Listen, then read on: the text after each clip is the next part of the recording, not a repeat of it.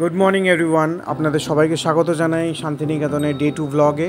সকাল সকাল উঠে আমরা ফ্রেশ হয়ে নিয়ে ব্রেকফাস্ট সেরে নিলাম। এরপরেই আমরা বেরিয়ে পড়লাম শান্তিনিকেতন ভ্রমণে।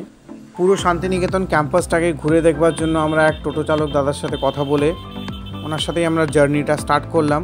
হাতিরতলা দিয়েছিল রবি ঠাকুরের বাবা মহর্ষি দেবেন্দ্রনাথ ঠাকুর সাল 1862 সালে। 1862 সালে জায়গাটি পুরো বন জঙ্গল জায়গা ছিল। তারই মধ্যে রবীন্দ্রনাথ ঠাকুরের বাবা আমাদের এখান থেকে আর 10 কিলোমিটার দূরে একটা রায়পুর গ্রাম আছে, সেই রায়পুর গ্রামে থাকেন জমিদার ভুবন মোহন সিং। রবি ঠাকুরের বাবার বন্ধু ছিলেন।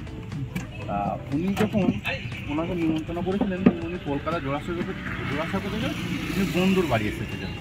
তখনকার সময় জলপথের সময় ছিল। জলপথে এসে এখান থেকে কিছু দূরে একটা জায়গাতে বুনুঠিয়া বলে, ওখানে জলপথটা শেষ হয়ে যায়। ইনারা ওনার জন্য একটা পালকি পাঠিয়ে দেয়। উনি সেই পালকিতে করে বসে গ্রীষ্মকালের সময় ছিল এই রাস্তা ধরে যাচ্ছিলেন। সেই গ্রীষ্মকালের সময়ের মধ্যে উনি পালকির ভিতরে ক্লান্ত হয়ে যায়। তখন বলে যে আমাকে একটা গাছের নিচে কিছু সময় নামো, আমি পালকি থেকে নেমে বিশ্রাম করবো। তাই রবি ঠাকুরের বাবাকে সাল 1862 বন জঙ্গল জায়গার মধ্যে মানুষ চলাচলের মধ্যে রাস্তার মধ্যে দুটো এখানে ছাতিমের গাছ ছিল। ছাতিম গাছের নিচে রবি ঠাকুরের বাবাকে যখন নামানো হয়, তখন ওনার বাবা এখানে বিশ্রাম করে, ওনার বাবাকে জায়গাটি ভালো লাগে।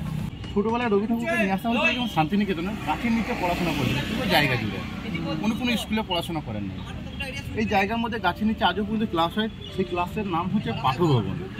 এই যে ভিতরে ঢোকার কথাটা বললেন, এখানে সারা বছরের জায়গাটি বন্ধ রাখে। বছরের 4টে দিন ঢুকতে দেওয়া হয়।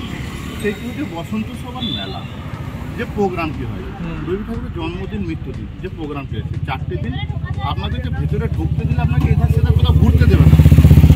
ওদের উপরে ওখানে ঘাসের মধ্যে দুই পাশে আসন বিছানো থাকে। আসনের মধ্যে আপনারা বসবেন টুরিস্টরা। ওপরে মঞ্চের মধ্যে প্রোগ্রাম চলবে, সেই প্রোগ্রামটা ওখান থেকে কভার করার জন্য। আদার্স দিন ঢুকতে দেয় না, ঢুকতে পরিবেশটা নষ্ট। এগিয়ে চললাম আমরা সেকেন্ড স্পটের দিকে। ঠাকুরের দাদা দ্বিজেন্দ্রনাথ ঠাকুর এই বাড়িটিকে 1891 সালে বানিয়েছিলেন।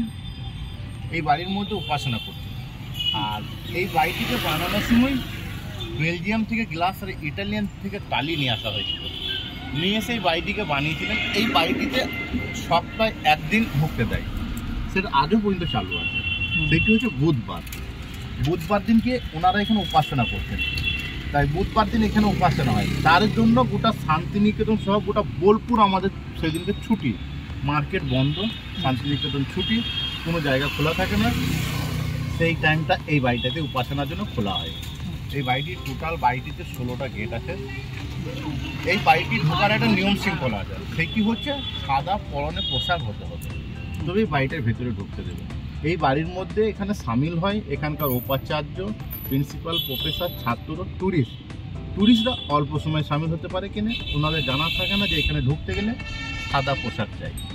তাল গাছ এক পায়ে দাঁড়িয়ে সব গাছ ছাড়িয়ে উঁকি মারে আকাশে, যে কবিতাটা, সেটি এই বাড়িকে ভিত্তি করে লেখা হয়েছে। এই বাড়িটিকে বানিয়েছিলেন আশিস নন্দলাল বসু।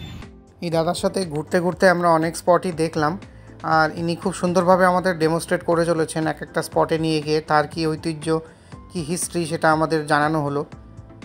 আর আমরা যেহেতু গরমের ছুটির সময় এসেছি, আমরা এখানে যে পাঠভবন, গাছের তলায় বসে যে পড়াশুনো হয় বাচ্চাদের, সেটা আমরা দেখতে পারিনি, কিন্তু সেই পাঠশালা আমরা দেখতে পেলাম। এদিকে ঢোকা যায় কি ভেতরে? এখানে ঢুকতে দেবে, আমাদের টোটোটা ঢুকতে দেবে। আচ্ছা,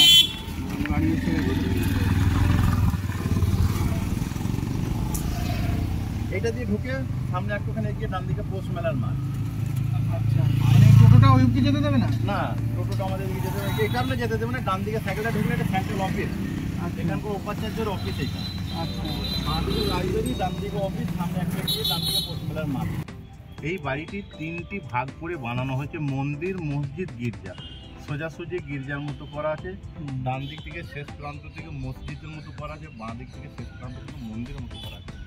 এই বাড়িটিকে শান্তিনিকেতন নাম দিয়েছিল রবি ঠাকুরের বাবা। কিন্তু এই বাড়িটিকে 1862 সালে জায়গাটি যখন কিনে, তার 1 বছর পর 1863 থেকে 1874 সাল, এতটুকু সময়ের মধ্যে বাড়িটি কমপ্লিট করে। তাই ছোটোবেলায় যখন রবি ঠাকুর ওনার বাবার সঙ্গে আসেন, তখন এই বাড়িতে থাকতেন। বাড়িটির পেছনে জায়গাটির নাম হচ্ছে আম্রকুণ্ড, এখানে ওখানে আমের বাগানে জায়গাটি ভর্তি হয়েছে। তাই ওই জায়গার মধ্যে গাছের নিচে ক্লাস করানো হয়, তাদেরকেই বলা হয় পাঠভবনের ছাত্র। শান্তিনিকেতনে এসে জানলাম যে এই জায়গাতে সত্যিই এক আলাদা রকম শান্তি আছে। আপনি রাস্তা দিয়ে চলছেন, সেই কোলাহলের মধ্যেও আপনি একটা আলাদা রকম শান্তি খুঁজে পাবেন। মানে বেড়াতে তো আমরা যাই অনেক জায়গাতেই, কিন্তু এখানে একটা অন্যরকম পরিবেশ, যেটা আপনার মনকে খুবই ভালো লাগবে। আপনারা যদি বেড়াতে আসেন শীতকালে আসলে খুবই ভালো, আর যে কোনো সিজনে ঘোরার জন্য একটা আইডল প্লেস। রবীন্দ্রভারতী ইউনিভার্সিটিটি স্থাপনা হয় 1962 সালে, আর এই টোটাল ক্যাম্পাসটা প্রায় 1129 একর, যেটা এনার কাছ থেকে জানতে পারলাম। আর শান্তিনিকেতন পুরোপুরি গ্রিনারিতে ভর্তি, প্রচুর গাছপালা এখানে। আমাদের তো টোটো করে ঘুরতে বেশ ভালোই লাগছে, আর মেধাংশ মজা করছে। অনেকটা বড় যেহেতু ক্যাম্পাস, অনেক টাইম নিয়ে ঘোরার প্রয়োজন আছে। আর সাথে যদি কোনো গাইড থাকে যে আপনাকে বুঝিয়ে দেবে যে কোন বিল্ডিংয়ের কী ইতিহাস। আর এটি হলো বিশ্বভারতী ইউনিভার্সিটির চিফ মেডিকেল অফিসারের বাড়ি।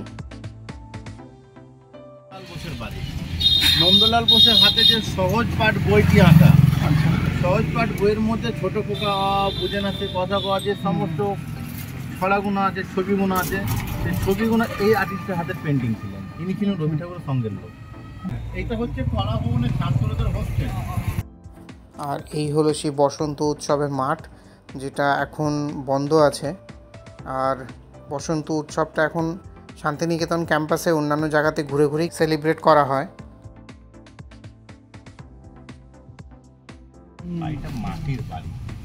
এই বাড়িতে যিনি বসবাস করতেন ওনার নাম ছিল শান্তিদেব ঘোষ। উনি ছিলেন রবি ঠাকুরের ছাত্র, কিন্তু এই বাড়িতে উনি মাটির বাড়িতে থাকতেন। তখনকার কালে মাটির বাড়িতে থাকতেন, রবি ঠাকুর এই বাড়িতে আসতেন, ওনার সঙ্গে এখানে গান রিহার্সেল করতেন। এখানে শান্তিদেব ঘোষ ছিলেন খুব সুন্দর সুরকার।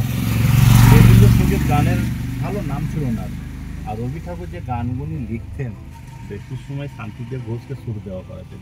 তাই এই বাড়ির মধ্যে এখন থাকে সেই শান্তিদেব ঘোষের ভাইপোর পরিবারেরা। ভাইপো থেকে তার পরিবারেরা থাকে, কিন্তু তারাও আগেকার আদর্শ মেনেই চলে। মাটির বাড়িটাকে যত্ন সহকারে রাখা আছে, মাটিতেই ওনারা মাটির বাড়িতেই থাকেন। আরও কিছু ঐতিহাসিক বাড়ি দেখলাম আমরা, আর কিছু কিছু পুরনো বিল্ডিংস যেখানে বিশ্বভারতী ইউনিভার্সিটির কিছু ডিপার্টমেন্টস রয়েছে, সেই সমস্ত আমাদের দেখা হলো আজকে। আর দাদা খুবই সুন্দরভাবে আমাদের বোঝালেন। আর অনেক জায়গা আমরা আজকে এক্সপ্লোর করলাম বিশ্বভারতী ইউনিভার্সিটির। পুরো বিশ্বভারতী ক্যাম্পাসে যেই আর্ট ফর্মগুলো দেখানো রয়েছে কিংবা যেই স্কাল্পচারগুলো বানানো রয়েছে, সেগুলো বেসিক্যালি 4 জন চিফ আর্টিস্ট শান্তিনিকেতনে বলা যেতে পারে, ওনাদেরই আর্ট ফর্মটাকে শো করা হচ্ছে এখানে। যার মধ্যে রবীন্দ্রনাথ ঠাকুর উনি একজন, ওনার সাথে ছিলেন বিশ্বভারতীর প্রথম প্রিন্সিপাল নন্দলাল বোস এবং তার 2 ছাত্র। এরপর আমরা চলে গেলাম রবীন্দ্র ভবনে, শান্তিনিকেতন মিউজিয়াম যেটাকে বলা হচ্ছে। আর এখানে অনেক আর্টিফ্যাক্টস আমরা দেখলাম কবিগুরু রবীন্দ্রনাথ ঠাকুরের, ওনার নোবেল প্রাইজের রেপ্লিকাও রাখা রয়েছে। মিউজিয়ামের ভেতরে ফটোগ্রাফি অ্যালাউড নয়, তাই আমরা বাইরেই কিছু সেলফি নিয়ে আবার আমাদের নেক্সট ডেস্টিনেশনে গিয়ে চললাম। কিছুটা ড্রাইভ করে আমরা চলে এলাম কঙ্কালীতলা, এক বিখ্যাত মন্দির বোলপুরের। এটা 51টি শক্তিপীঠের মধ্যে একটি স্থান। এখানে এসে কিছুক্ষণ আমরা বসলাম, আর এখানে পুজো হচ্ছিল সেটাও আমরা দেখলাম।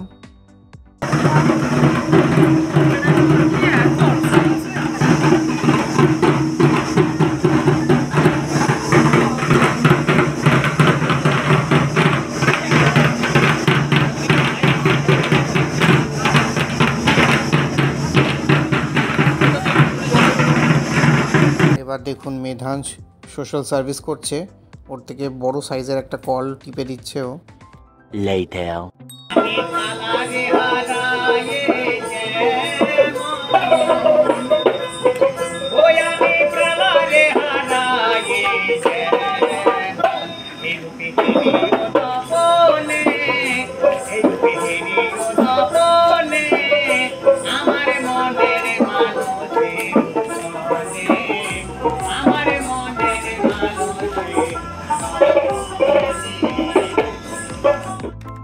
লাঞ্চ সেরে আমরা আবার বেরিয়ে পড়লাম আমার কুটির সোসাইটি দেখার জন্য।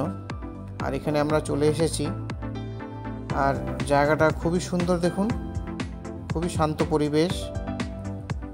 আর যেহেতু দুপুরবেলার পরপরই আমরা চলে এসেছি, সেরকম খুব একটা কোলাহল নেই লোকজনের, আর খুবই শান্ত একটা পরিবেশে জায়গাটা তৈরি করা হয়েছে।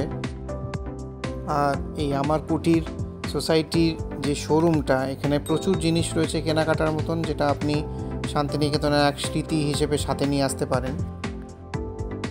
এরপর আমরা চলে এলাম এক বিখ্যাত শুটিং স্পট বলতে পারেন, পুরনো এক রাজবাড়ি, সুরুল রাজবাড়ি। আর এখানে অনেক সিনেমার শ্যুট আপনারা হয়তো দেখেছেন, বাংলা সিনেমায় অনেক সময় দুর্গাপুজোর সিন শ্যুট হয়। রিসেন্ট একটা সিরিজ দেখেছিলাম হইচইতে, শ্বেতকালী, সেই সিরিজের কিছুটা অংশ এখানে শ্যুট হয়েছে। ভেতরে মা দুর্গার এক মূর্তির কাঠামো রাখা রয়েছে দেখতে পাচ্ছি। আর এর সাথেই দুদিনের আমাদের শান্তিনিকেতনের ট্রিপটা বেশ ভালোই হয়েছে। আজ আমরা ফিরে যাচ্ছি বাড়িতে, আর ফেরার সময় দেখুন আমরা দাঁড়িয়ে পড়েছি এখানে আদি ল্যাংচা ভবনে। এই শক্তিগড়ের উপর দিয়ে যাওয়ার সময় আপনি প্রচুর দোকান দেখতে পাবেন, সে ল্যাংচা প্যালেস হতে পারে, ল্যাংচা মহল হতে পারে। আর এই ল্যাংচা ভবনে আমরা দাঁড়িয়েছি আজকে, আর এখান থেকে কিছু আমরা পার্সেল নিয়ে নেব। এত ভালো ভালো মিষ্টি চোখের সামনে দেখে সেটি কি আর ছাড়া যায়?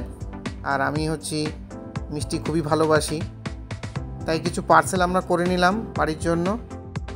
চলুন তাহলে এই ব্লগটিকে এখানেই এন্ড করছি। যদি ভিডিওটি পছন্দ হয় একটা লাইক করবেন, চ্যানেলটিকে সাবস্ক্রাইব করবেন, আর আপনার কাছে মানুষের সাথে ভিডিওটিকে শেয়ার করবেন। Thank you for watching.